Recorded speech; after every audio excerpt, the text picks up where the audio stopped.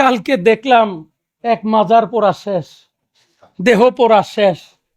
ওরে বাবা, মুসলমান রে, আমি তো আবু জাহেলের জামানায়ও এগুলো দেখি নাই, শুনি নাই। আল্লাহর ওলি হোক, একটা পাপিষ্ট যদি হয়, মনে তো পাগল বলছে না, একটা পাপিষ্ট যদি হয়, তাকেও তো এইভাবে টর্চার করার সুযোগ নাই। আল্লাহ মাফ করো।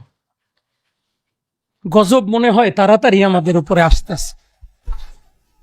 এইভাবে যদি আল্লাহর ওলিদের অসম্মান হইতে থাকে, আল্লাহর নবীর অসম্মান হইতে থাকে, আল্লাহ বেশি দিন চুপ থাকবে না।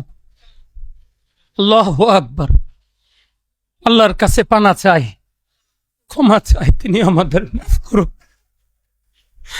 আল্লাহ তার বন্ধুদেরকে পাঠান আমাদেরকে মুক্তির পথ দেখাতে, আর আমরা তাদেরকে অপমান, অপদস্থ, লাঞ্ছনা, বঞ্চনা, নির্যাতন, নিপীড়ন করছি তো করছি, করছি তো করছি, করছি তো করছি। তাদের লাশ ছাড়তেছি না, তাদের মাজার ছাড়তেছি না, তাদের দরবার ছাড়তেছি না।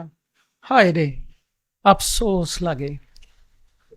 আল্লাহ আমাদের মাফ করুক। আল্লাহর কাছে মাফ চাওয়া ছাড়া আর কি করব?